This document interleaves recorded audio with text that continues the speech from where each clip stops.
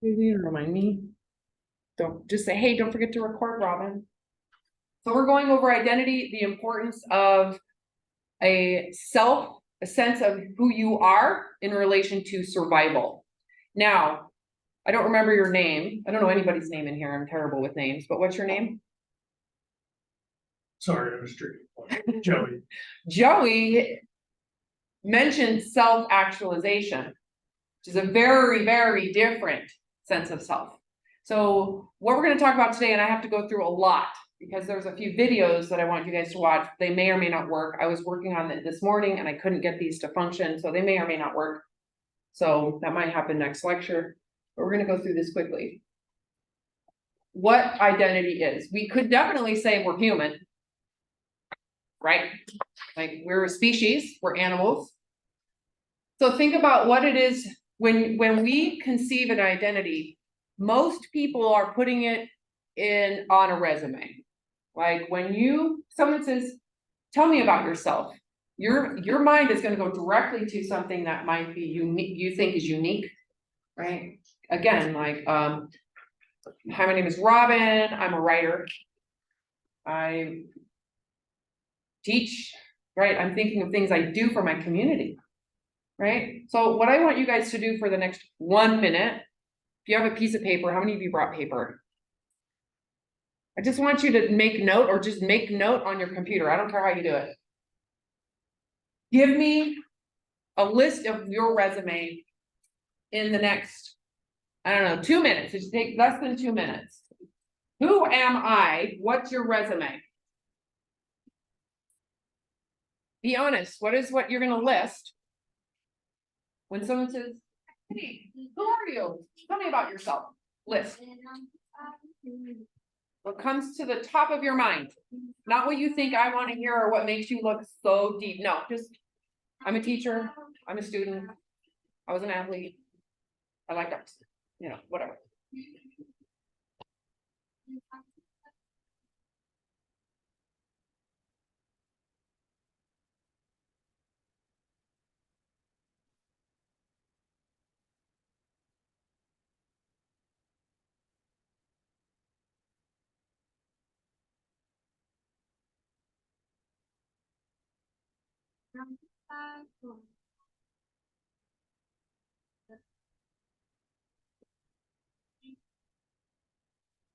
Okay, you guys need any more time? You got a nice little kind of an idea? How many of you put your job title on there? Like, I do this for a living. How about something that you have as a hobby? Hobbies? What you do, what you like to do, what you enjoy. How about a religious sense of self? Right? That's okay. How about Republican or Democrat or independent? How about political concept? How about American? Right. So you can see how this functions. You didn't come up with those, right? So I want you to be conscientious of the fact that what you just put on that paper was not what you came up with. It was given to you. Here is who you are. Here is where you're from. You will believe these things. You will participate in this. How many of you added a physical activity that you like besides a hobby? Right? Did you create that physical activity? No, someone probably introduced you to it. There's nothing wrong with that, right? But let's understand where it comes from and how it functions, why it's so important to mental health, to be honest with you. Is it real or is it survival based? This is important. If it's survival based, it might ultimately become a source of problems. Typically, if a sense of self is coming from something that is survival based, that is at some point may promote an identity crisis. Because if it's survival based, you don't have the option of letting it go, even if it might create hardship or harm in your life. So we want to know, you want to know. You shouldn't want to avoid understanding that. Where is the sense of self coming from? The humanness in you, the essence of you as a human that no belief, no community can define. Like, for example, I really enjoy yard work. I just freaking enjoy it. I don't do it for anybody else. I enjoy the architecture of it. My mother taught me, so I am definitely using her skill set, but it's something that I personally enjoy. I personally enjoy learning about consciousness, human consciousness and how we function as humans. I freaking love it. But I don't know if that's a sense of self or if that's actually just me in my cognitive state, right? It might not be who I am. However, I could tell you in my past, I've had survival identity in my religion, meaning that was not inherent, it was given to me, and it was part of how I was included in my family, and it was a family identity, right? I've also had survival identity as an athlete. That was what made me valuable. That's what gave me confidence. That's what gave me a sense of self. Body image, right? That was a survival sense of self. I am fit. That's not necessarily real. Those are concepts and constructs, right? So, how do we identify who we are? It is an aspect of survival. It is how we interact with people, how we differentiate ourselves, and it's deeply connected to our sense of belonging, and love. Again, the third hierarchy of need. So, where does this begin? I guarantee you, when you were born, you've learned a ton about who you are, right? You're still learning about who you are. However, it begins when you're growing up, when your parents are raising you. They are supplying you food, shelter, comfort, ease, pain relief. It's natural and normal for children to want to assimilate or to mimic, right, their parents, their siblings. What is perceived because it's safer. How many of you have experienced getting in trouble because you did something wrong as a child? Every freaking one of you, right? You did something wrong, you got in trouble. You learn, right? How to not do that again. You learn how to deal with that, and that might become, that's how we are fitting into our own families and our own tribe, right? And I would say families that are more defined by a belief system, that's usually what you're going to be taught, right? So you're going to take in and claim ownership to those things as well. Whether, and I don't know, anybody have any, like, this can also be really not pleasant, right? Let's just say your family has problems with addiction, right? And dysfunction. And there's tons of fighting and there's tons of conflict with your parents, and they're divorced, and then they got remarried, and then there's conflict with the spouses of your dad or your mom, right? That can be a part of how we get a sense of self, meaning I want to be better than my parents. They sucked. I'm a victim of how I was raised. I want to be better than them. So we can create concepts that are like to compensate for how we've identified our family, our parents, and our community, right? So it doesn't always have to be positive. It can come from negative experience as well. Any questions on that? So it's important to your self-concept. So wanting to be seen as special is also very important. Why do you think wanting to be, do you guys remember this right here, this stage in your life? I remember bringing home a piece of artwork and actually walking home like this. Have you ever seen anybody do that? It's pretty freaking cute. I did that. Where I was like, look at me, I'm super talented. I want to show everybody while I'm walking home. Why would this be important in terms of survival, wanting to feel special? Contributions. Yes. Contribution. Hierarchy. It can also be hierarchical, competitive, right? Feeling like safe and secure. That you have something of value, which would then provide that, yeah. Feeling special has a lot to do with desire to feel secure with those that are caring for us, right? Specialness is actually really healthy. It can improve your work ethic, trying to work hard at something. So the benefit of this innate desire to feel special is highly beneficial to building esteem. So they're connected, right? Someone who doesn't necessarily have a sense of, let's say, what's the word?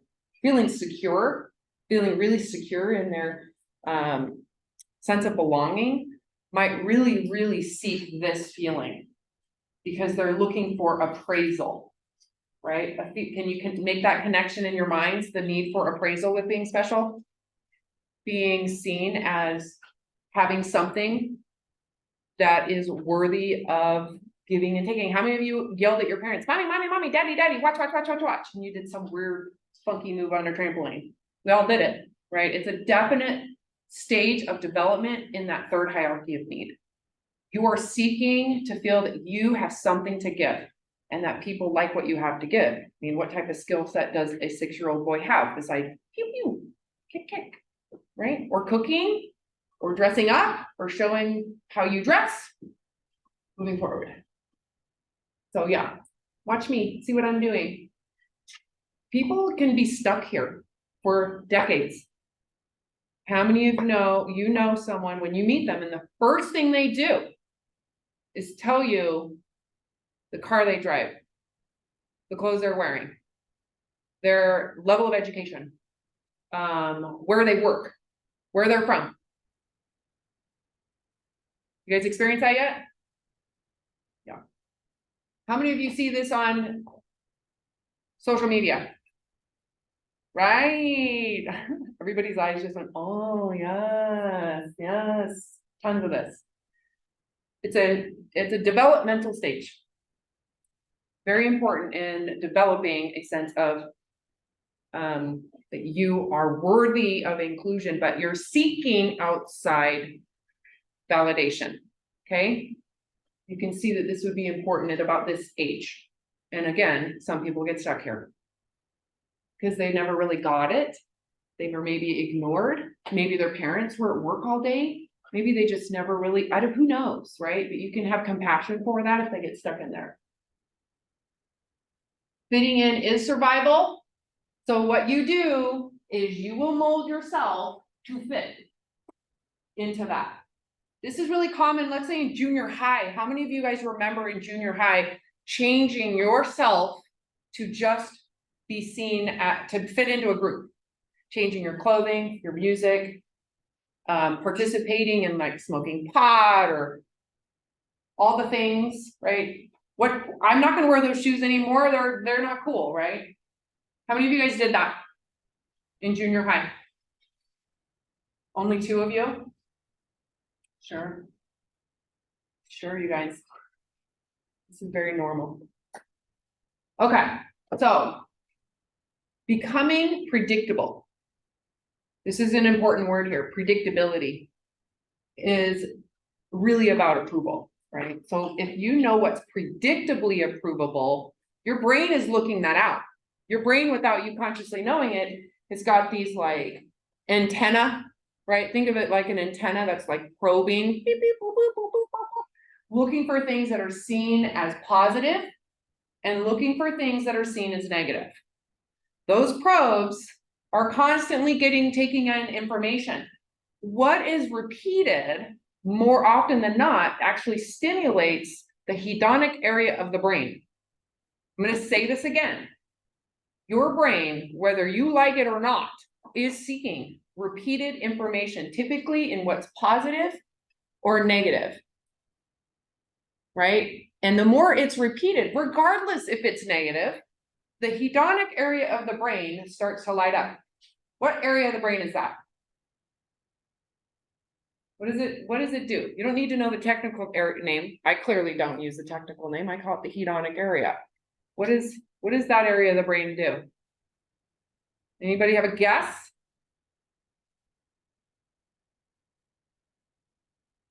It's the pleasure part of the brain. It's what It's what gives us feeling good. If you can, why would the brain light up in pleasure if you're seeing negative things repeated? Why would it positively light up?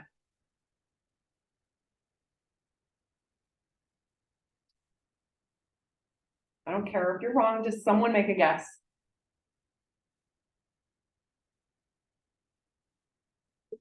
Learning what's predictable and like how to help. Did you guys hear that? You hit the nail on the head. You're exactly right. It's looking at what is predictable. You can avoid that thing. You won't do it. So there's pleasure in knowing what's wrong and what's right. We literally get off on it. This is how we become. Oops, wrong way. That. Our brain is observing everything socially as we grow up. And it's constantly taking in what's wrong, what's right. What did your siblings get praised for? What are they getting attention for? What are they getting in trouble for? How many of you have older siblings? And how many of you watched what happened with them and took notes? Thank you. I'm number 9 of 10 children. Literally, I'm number 9. I'm on the baby end. I saw so much positive, negative. I saw my parents evolve. I took lots of notes. Lots and lots of notes. But I didn't know it.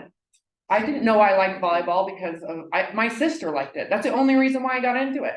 That's the only reason I got good at it, is because I wanted their approval. Anyways, we're looking for consistency. So let's talk about social media. When you're scrolling and you see consistent changes in, let's just say, clothing, language. How many of you are like, ooh, I need to study that? Or you're hearing different language and you're like, all right, bussin'. I know I sounded so stupid right there. Bet. What's a new one? What's another language? Not to make fun of it, because even though it's kind of funny, right? When you hear it from this perspective, this is how language changes. This is how it happens, right? We're trying to fit in. We want to be normal on some level, right? Why is it that jeans went from our high rise to bell bottoms to skinny jeans? What's cool right now? Tell me so I can change my clothing. Someone tell me. Not skinny jeans? Straighter. So does that mean, so if I were, so straight leg? Low rise. Yeah, like that. You like low rise. Yeah. Okay, so I'll make sure I'll wear my skinny jeans so I look like a mom. Is that the new thing, right? Yeah. So, okay. That's hilarious. How about I've noticed in the athleisure, because that's where I wear most of the time, bell-bottom leisure pants, right? I've still got those. Plus I've got my skinnies. Plus I have my new cuts. Right, everybody's doing it. My point is we're all doing it, right? The problem is some people don't know that's what they're doing because they don't know that they're insecure. They don't know that they're fighting for survival, right? You're fawning, that's really a better word, fawning for survival, to be included. Someone who has a more sense of, let's say, a sense of self is not as easily manipulated by those survival needs. Doesn't mean they don't play in it, right? Like if I were to go travel to another country, I'm so aware of this stuff, I teach it. I am absolutely going to try to not look like I'm an American. I want to understand their culture. I'm going to be an anthropologist of sorts. Not that I'm not proud of being American and my history, my family lineage. I know I don't want to stick out. I would rather just blend in. That way I can enjoy the space. That makes sense? So it's not, we don't have to judge it, right? I'm wearing makeup. That is absolutely based in inclusion, right? The difference is, I don't care if I don't wear makeup. I don't give a shit, right? That is the difference. So there's no problem in adapting. The issue is when your sense of worth fluctuates with that adaptation. Does that make sense? So the problem with a survival sense of self, right, with my makeup or not makeup, right, because it goes both ways. You can have a survival, I don't assimilate. If it's survival based, then you have to reject all things, even if it's to your advantage, right? Makes no sense. The key is understanding that what it is about, maybe what you're trying to establish in your survival, and then knowing what the point is. For me, symbol of feminism, right? But who gave that to me? Who gave me the symbol of feminism with makeup? Patriarchy, maybe, or decades, but this is centuries old, or we're talking like thousands of years people wore makeup, right? So maybe it isn't patriarchy, maybe it's just human expression. And at different times men wore makeup, so can we still blame it on patriarchy, or should we just say that it's really just evolutionary and it changes generation to generation what looks you need to have to fit into whatever definition, right? Okay, oh my God, I get kind of distracted. So it can be shaped by your family, by what's praised and what's criticized. Please work. Oh, I think this is a new video. No, it's not. Okay. So typically self-concepts, I want you to think of belief systems. I don't want to keep on repeating the same thing, but what belief systems, let's use your generation, right? What belief systems have shaped what is viewed as worthy of inclusion? So I kind of mentioned clothing, right? What's another thing that might be significant for your generation in terms of your worth may be more if you have or do blank?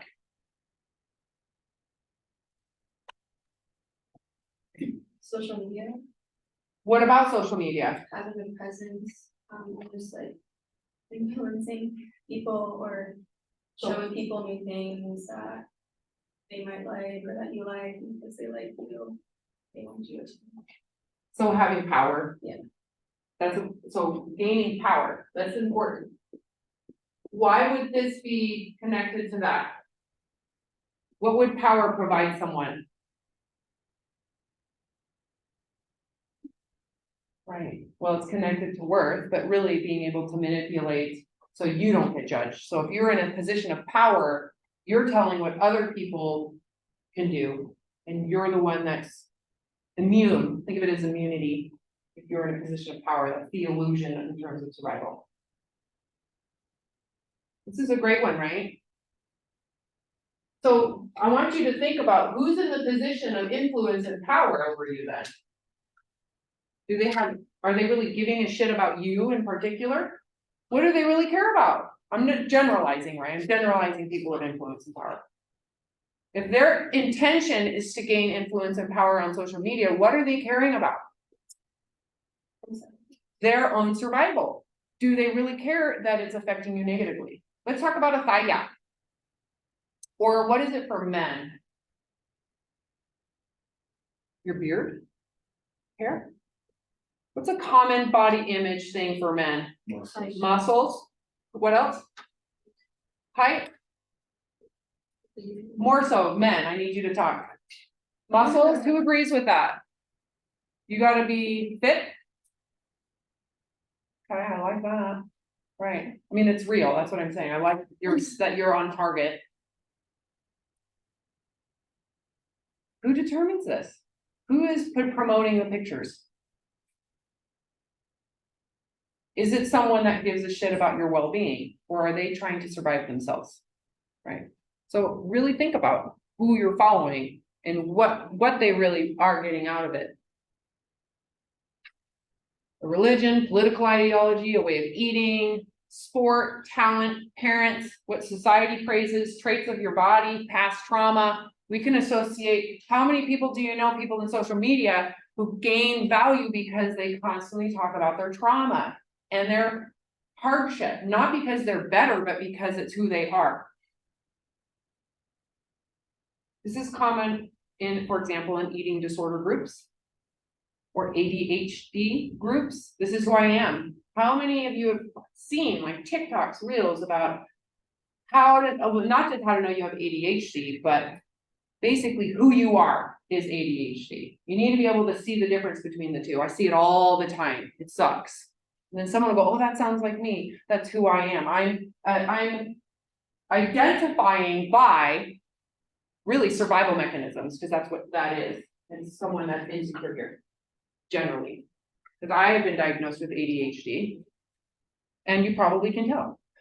I teach the class, right? So there's a difference between me, but I was raised with trauma, right? I was raised with a dad that beat the living shit out of my siblings because he had PTSD from Vietnam. So should I identify who I am as ADHD? Right, I don't even claim it, right? I gotta keep on going. Okay, here we go. Motivation is the experience of wanting something or wanting to avoid it. When we study how we get motivated to learn, develop, and succeed, I gotta go we fast, so identify you guys are two gonna be contrary annoyed. forces, extrinsic and Sorry, listening sorry, from I know, we gotta go fast through this. Motivation is the experience of wanting something or wanting to avoid it. When we study how we get motivated to learn, develop, and succeed, we can identify two contrary forces, extrinsic and intrinsic ones. On the one hand, we want to belong, desire to be loved, and seek to get the attention we think we deserve. We are motivated extrinsically by rewards in order to progress socially. On the other hand, we strive to explore things that are satisfying in themselves, disregarding rewards. We are motivated intrinsically by a natural curiosity which we follow because it feels right. The opinions of others don't matter. To understand why we probably need a good mix of both, let's imagine two 4-year-old children. Both grow up in families that want only the best for their kids, but have completely opposing views on how to motivate them to succeed. Tom's parents believe that all their boy needs is love, to not undermine his. Is this too fast? Are you sure? Yeah. My kids would make fun of me so bad right now. They would be like, oh, you are. They never praise him or use rewards. Eventually, they decide not to give him any feedback at all, fearing it could corrupt his free mind. Over the years, Tom develops an immense capacity to imagine, spending most of his time playing by himself. By being allowed to follow his passions, he learns what he likes and what he doesn't. But Tom doesn't learn what others expect and gets easily irritated when asked to do something in a particular way. Mira's parents believe that their precious little girl needs clear rules about what's good and what's not. They see it as their duty to help Mira learn by providing precise and actionable feedback on all aspects of her young life. Mira spends her days in preschool, music, and ballet lessons. Over the years, she is exceptionally good at the things that please the adults around her. However, since there is neither time to play nor to relax, she doesn't discover her own interests. Being alone bores her. At 14, Tom is independent and begins writing science fiction. He realizes that he isn't quite like his friends and spends most of his time at the library. When he shares his writing, others can't quite relate. At the same age, Mira is at the top of her class and has plenty of friends and admirers. She knows what is expected of her and makes sure to meet those expectations. Sometimes the pressure becomes unbearable, although that's her secret. By the day he turns 21, Tom has a unique perspective of the world. He is intelligent, but doesn't like to work for money, and hence is always broke. He hates the idea of conforming to conventional norms and is annoyed if someone interferes with his creative expression. At this point, Tom knows a lot about himself, but doesn't connect well with others. To him, people seem to follow rules without questioning them, just like sheep. Integrating into society is difficult at this point, and he begins to search for utopia. Mira makes it into a top medical school where she realizes she'll never be top of the class again. Once that place seems out of reach, her motivation drops and she wonders if medicine actually interests her. Since quitting is no option, she takes up a second major and runs for student council president. Soon, Mira will know everything about what others expect, but nothing about what she likes for herself. All her life, she has just listened, driven by external feedback loops. At this point, she's almost lost the ability to question the norms of the society she grew up in. Listening to our heart can tell us who we are, but not how to be happy among others. Listening to others can motivate us to be a part of their world, but doesn't teach us if that world is ours. This is why it's probably good for the two to go together. Then we can learn what we want and get the feedback we need in order to stay motivated to explore new roads into a better society. A large body of research shows that balancing the two forces is not straightforward. One meta-analysis of 128 studies examined the effects of extrinsic rewards on intrinsic motivation. While most rewards significantly undermine our intrinsic interests, positive feedback, which is an extrinsic motivator, inspires us to keep going. Put simply, honest words of encouragement get us going, while money or gifts undermine our inner drive. What about you? Do you listen to your heart or to the voices of society? And from your personal experience, which of the two eventually takes your decision? Okay.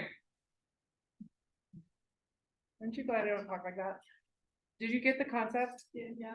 I like how they took both kind of extremes, and you can see like you kind of do need to have some conditioning in your reality to fit into your own society and to, but at the same time, doing that for survival reasons has a huge detriment, like a huge detriment. But at the same time, completely abandoning reality for your own intrinsic needs. Also cuts off your sense of belonging and relating to people. So how do you get both, right? How can you do both? And I think that's ultimately the goal, is to recognize, can you do both? Anybody have, oh, sorry, let me, Motivation is the experience of oh my God. or wanting to avoid it. When we Okay. That was a little fast. Next time I won't go so fast. Okay, so let's talk about survival self-concept, because this is important. Survival self. Typically, you're going to abandon your reality if you don't feel that you are worthy intrinsically, right? And this would be the case for anybody. If you don't have a sense of yourself as being worthy, right? It really comes down to a feeling of worthiness that is not conditional. You don't think that you are worthy unconditionally. That's the key here. Your chances are your mind, your unconscious mind, is going to be desperately seeking information about what would make you worthy.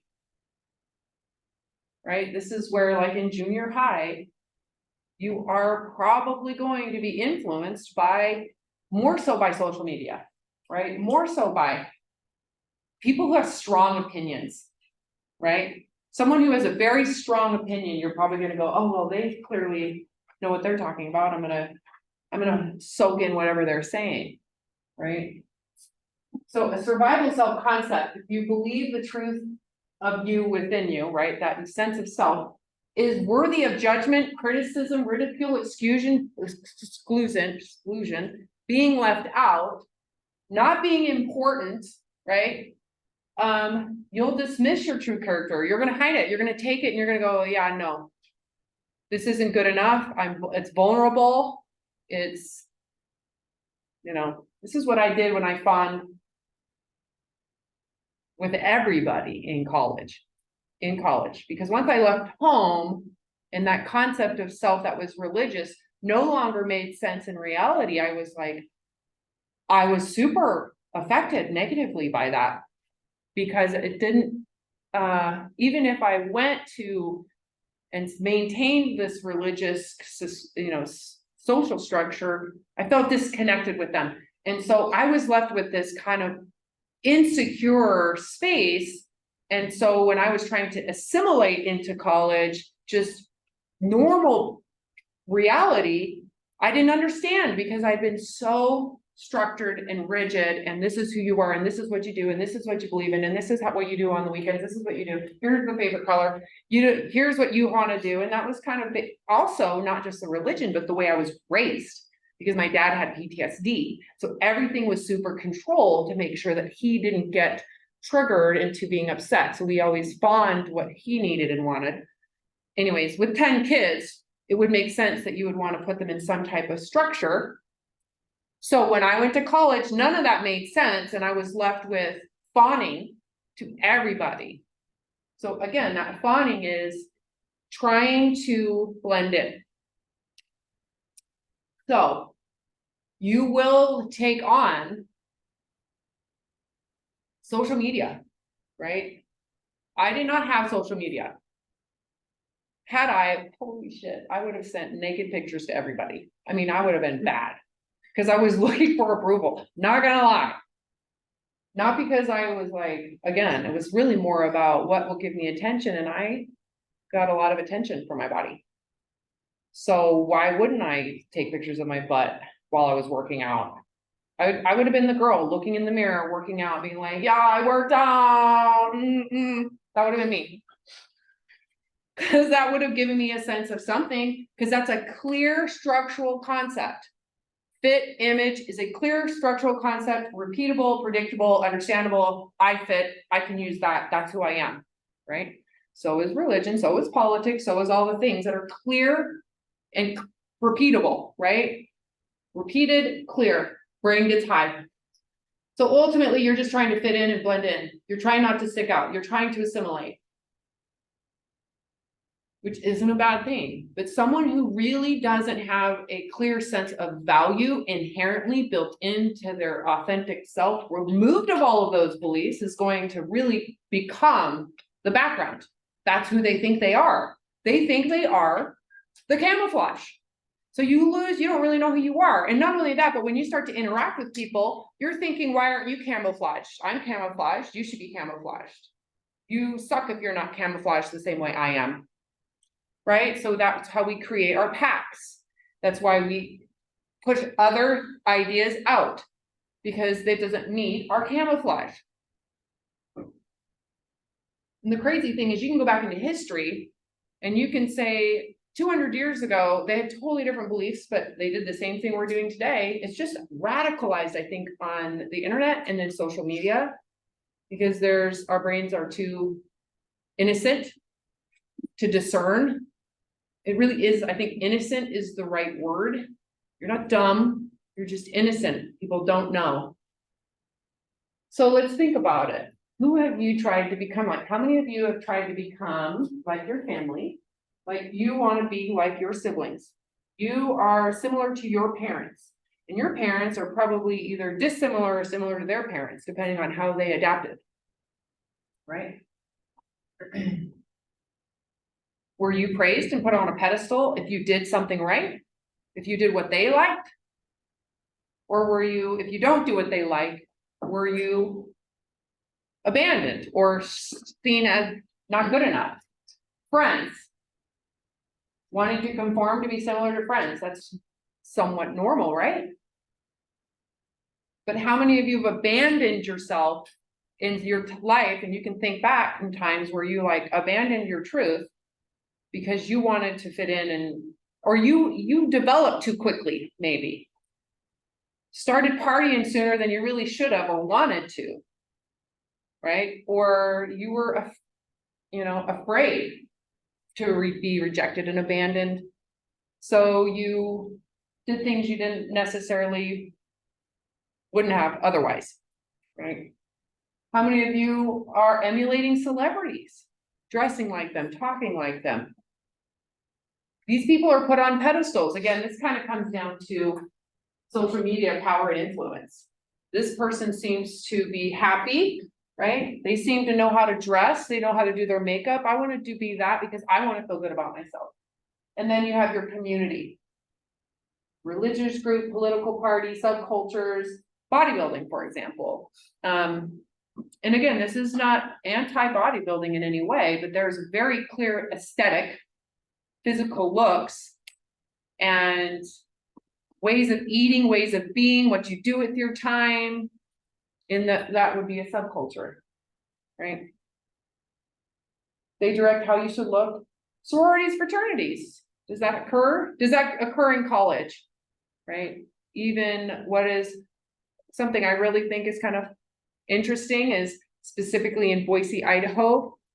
Do you guys know what people wear when they're mountain biking? Men especially? What is the uniform? Anybody know? Anybody mountain bike here who wears it? No, oh my God, I don't want to seem mean or anything. Last class, there were like two guys, it was hilarious. They were like, oh yeah, you got to wear the short sleeve, plaid top, this type of short. And after they talked about that, I was like, holy shit, they're wearing the uniform. There's nothing wrong with it. It's probably the most comfortable thing to be wearing mountain biking. But it's kind of funny how we all do it. I'm wearing my uniform, fit leisure, right? So it's not a problem unless you abandon and lose touch with your authentic self. Your sense of self becomes the concept. Again, you become the concept. That's where you lose touch with yourself. And if you were to remove, for example, if you have a very strong sense of self, let's say with your political view, well, who are you if that goes away? Would you think the same way? Would you naturally think the same way if you were not identifying by a political view or a religious view? Would you naturally think this way? Or are you just assimilated, right, to those ideas? Know the difference, separate the difference. Moving forward, repeating, okay, please work, this is the one that wasn't working, please. Okay, I'm gonna speed up a little, not That name goes back to that original disconnection. And so my other teacher, Ajama, said that name goes back to that original disconnection. And so my other teacher, Ajama, said, you know, the fundamental thing that happened, and the greatest calamity, not that there was no love or support, the greater calamity, which was caused by that first calamity, is that he lost the connection to it. That's much more important than whether your mother father loved you or not. And by extension, I'm going to make the perhaps astonishing statement that fundamental problem was not that you were sexually abused, was not that you were beaten, was not that you were abandoned, not that you connected to love the way you need to be loved. It's that as a result of all that, you lost the connection to yourself. That's the trauma. So there's the external event, then the impact. And obviously it's impossible for it to happen this way. But had you been beaten and abused, but had that not resulted in a disconnect from yourself, you would not have been traumatized. And so that's what did that make sense to you guys? The disconnection from yourself to then take on a whole nother concept is where the trauma is, and I would 100% agree with you based on this psychologist, based on my personal experience. Had I not had the trauma I did in college, I wouldn't have been so, my whole identity was shattered. Anyways, it wasn't the trauma so much as it was the identity shatter. looking for that is that reconnection with ourselves. And the loss of connection itself is an adaptation. Why is that an adaptation? Because if it's so painful to be myself, I better disconnect. If it's so painful for me to be aware of my gut feelings and to be able to assert them and to manifest them and to declare them, I better disconnect from my gut feelings. And it's that connection from the gut feeling, right in the body. That's the problem. And then we spend the rest of our lives trying to compensate. How do we compensate? Well, through addiction. Or we compensate by developing certain personality patterns that then will somehow try to get us indirectly what we didn't get in the first place, which is the love that will allow us to connect to ourselves. So then we become a personality. So at least we become who we think we are as a personality. So if you didn't get the attention that you needed as a child, just for yourself, then you might become consumed by attracting attention, then you'll be attracted all the time. And hence the $30 billion cosmetic surgery industry. The people have lost the connection to themselves. Now they want validation from the outside. Or you didn't get your who you needed, who you were, now you want to win approval from others. So it's up to you. You remember the value for it? Are you primarily not for expectations, so they get a sense of value to what others think of? So if you who you are, now you want to impress the world. Because we couldn't be ourselves, because being ourselves would have meant too much pain, too much suffering, too much vulnerability. Vulnerability, the Latin word vulnerability, wound. Our wound would be too raw. We cover up our vulnerability by this compensatory mechanism, and we close our hearts. When we close our hearts, we no longer know how to love ourselves or others. We no longer have pleasure or joy. And then you have the statement by Meister Eckhart in the 13th century spiritual master. He said, a human being has so many skins inside, covering the depths of the heart. We know so many things, but we don't know ourselves. Again, that loves itself. Why? 30 or 40 skins or eyes as thick and as hard as an ox's or a bear's cover the soul. And he said, go into your ground and learn to know yourself there. Well, why do we develop these skins, these hides? These are the compositions. These are how we try and protect ourselves from that wound that. Anybody heard of Gabor Mate? His work is amazing. And so he studied like people living on the streets, again, studying the most intense suffering. And he has suffered himself, but he's on target, right? Where did he say that it kind of should feel in line with what I've been talking about. The major trauma for a lot of people, and it was for me too, was the moment I had no longer had a real sense of self to secure this.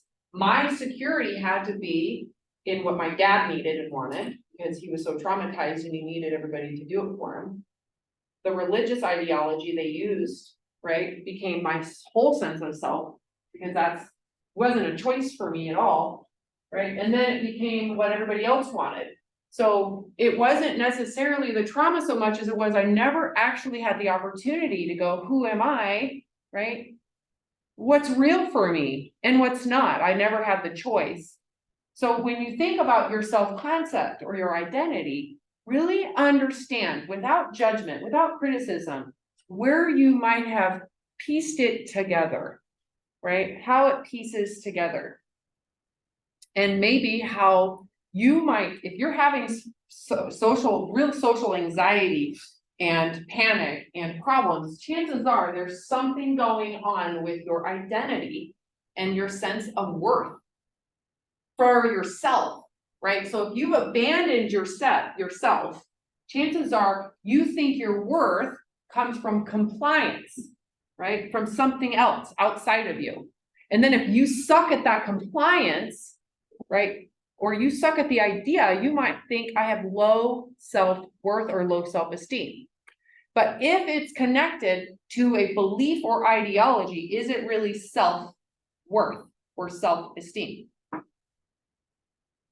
It's the belief esteem or belief worth.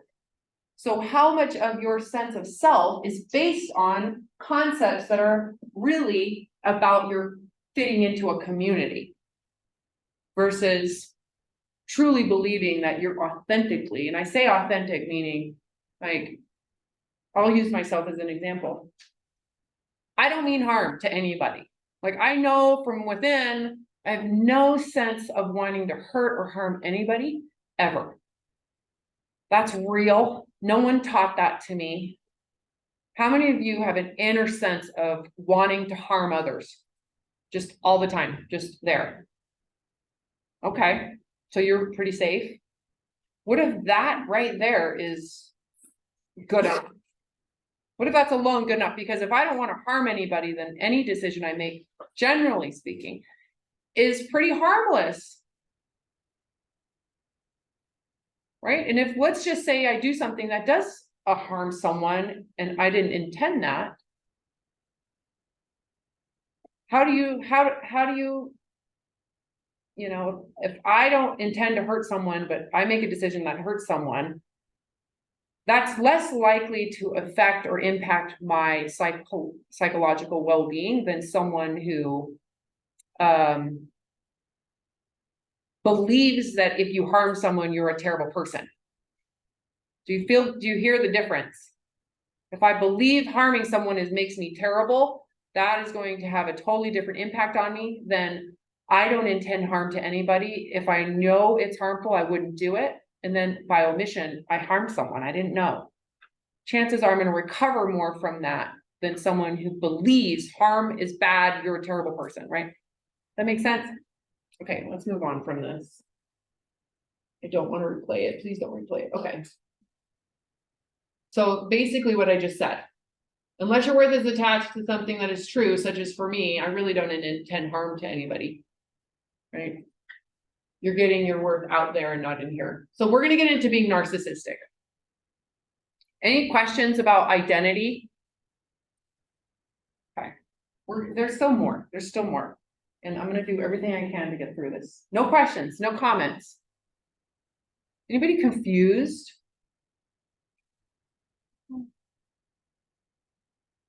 Being superior. So this brings us back to the influencer, right? Someone that actually is seeking that influence. There's a lot of great influences out there who are not seeking this. They're not seeking I am superior, right?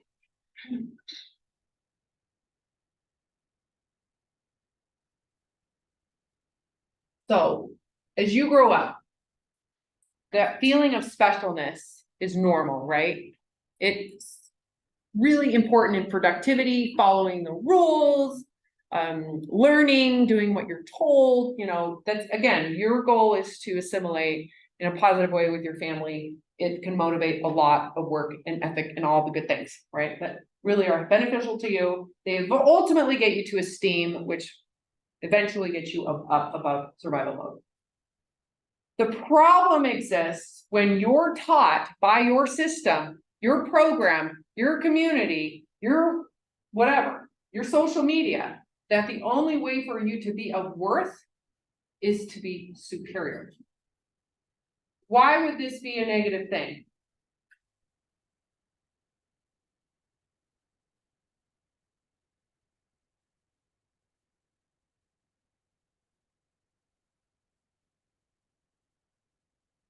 Why would it be negative to promote in your society, community, belief system program that you have to be superior? Because if you don't achieve that,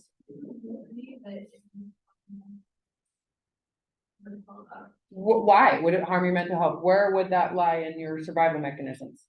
You're not superior, then what?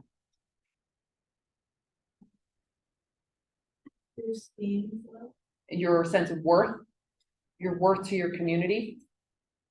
If you're taught that you have to be superior. Anybody else want to add to that? Where this might create some suffering?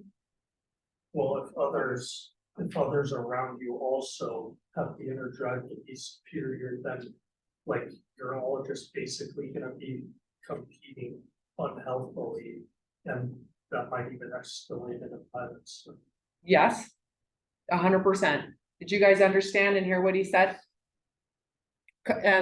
Competition can be detrimental, right? Plus, I think what you're getting to as well is then the expectations rise, then the expectations rise, then the expectations rise. And at some point, there is unhealth in that. And ultimately, it can lead to violence. Absolutely. Emotional violence, psychological violence, meaning bullying, putting people down, shaming them is violence, right? Comparison. So if you take anything out of this conversation, remember this. The problem with narcissistic ideals, meaning we are superior, we are better than everybody, they all suck, is it requires constant comparison. You have to constantly validate that in order to feel any sense of worth. It requires that you compare yourself in every freaking way to others. How do you know you're superior than the others? Well, you have to look at it. You have to say, here's the standard, here's the way they don't match, right? So people who are in this state are constantly trying to find a way that they can one up, right? I had a client who was in binge eating, and she was a larger woman, very successful. She compensated, she shamed herself because of that body image. She felt like she was a piece of shit. So she overcompensated and said, well, I'm going to find a different way to be superior. So I'm going to wear the nicest clothing. I'm going to buy the most expensive clothing. And so when she came into a group of people, first thing she did was compare her size to everybody, because that was the number one belief she was holding herself to. And the next thing she did was compare her clothing to everybody else's, and then felt superior. So she would immediately start putting people down in her head as if they were worthless, right? She's suffering. No one else gives a shit. She's suffering, right? So constant comparison it's exhausting. What are they wearing? How are they thinking? What are they saying?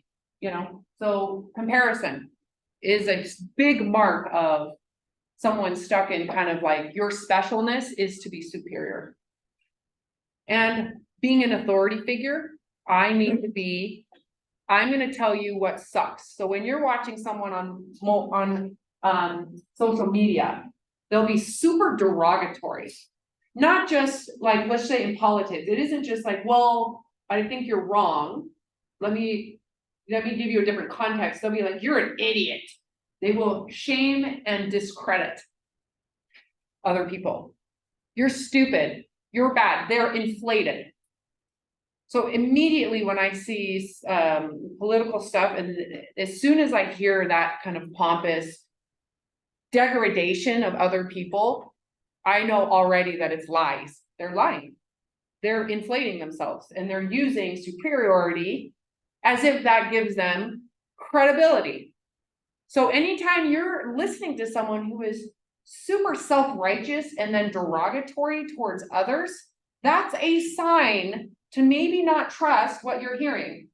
That's a state of inflation, and they're not going to back up what they have to say. They're just going to put you down or put the other down, this or that. There's no context, there's no gray area. It's black and white, and you're wrong and you're an idiot. That's why, right? So you'll hear this in people's conversation. Listen to yourself, right? When you start to become derogatory towards others, chances are you're inflating who you are in terms of your safety and inclusion. So wanting to be seen as special and worthy of love. So when we look at narcissism, there's differences. This is that stage with the little kid with the picture of, I want to be seen as special. Look at me, I want to be seen as special. And being narcissistic is when you have to be superior to others, right? So I want to be first chair, and typically someone in first chair that wants that is going to be immediately comparing and dismissing, demoting people around them. Anybody know someone like this? I know you all do. Right. And then we all know people who are stuck in here too. They might not be derogatory, but they're constantly like, look at me, look at me, look at me. Right? We've all been there. And we've all been narcissistic. So narcissistic comparison, right versus wrong. Need to put others below or above you. And then it does agree with above you. Oftentimes when someone is above you, it creates shame. Right? I feel shame because they did better than I did. A lot of people who are stuck in this, let's say in sports and competition, is they won't want to lose. They would rather play someone they know sucks really bad because they know they'll win, because that confirms that they're superior. If they compete with someone who is at the same level, they won't do it. They'll have an excuse for why they lost. They'll start excusing it before they even start the competition. Psychologically, they are trying to find or orient themselves in a position to place blame outside of themselves for why they lost, because they cannot. They're stuck in a narcissistic state of mind. I am the best, therefore if I lose, that means someone cheated, someone did something bad. It's never my fault if I lose. If someone else succeeds, it's your failure. So that's the shame side of it. So with narcissistic tendency in terms of I belong with my superiority, when other people are successful, you're going to feel bad. So just check that. Again, I felt this. I know every person in here has felt this. Like, oh, my life sucks because theirs is amazing. Well, check yourself. And there's no context for reality in this narcissistic comparison. Because there's delusions of grandeur. Life should be better. So for example, you will know people, and maybe you've known this in yourself. You knew more about coaching the sport than the coach did when you had never coached before, but you were really only a second year in the sport. You know, the people that are like, this coach is terrible. Well, how do you know? How do you know that? Put yourself in a position of being derogatory. How do you know if you've never done what they're doing? You've never completely played the sport. You've never done anything. You've never done a coaching clinic. How do you actually know anything about how complicated this is, right? How many of you know more about teaching and being a professor than me? How do you know to grade this? How do you know? I don't freaking know either, okay? I don't know. But there are people who are constantly seeking to put the class down, put the teacher down, put everybody down. And then that's all they talk about when they're socially connecting with each other. How many of you know someone that all they do is complain about the situation, about the person, about the class, about the job? That's all they do is constantly complain. Chances are they're kind of stuck here. They're stuck. Which sucks for them, right? Because they were probably groomed to be that way. They were taught this. They weren't born this way. They were taught. And it probably because they were shamed growing up. I'm gonna stop right here.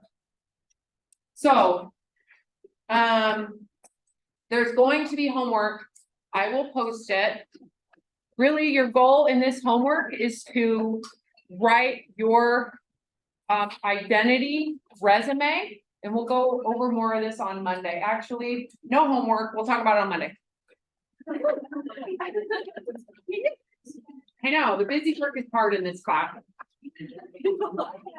So I try to do it in class weekend. So make sure you sign in.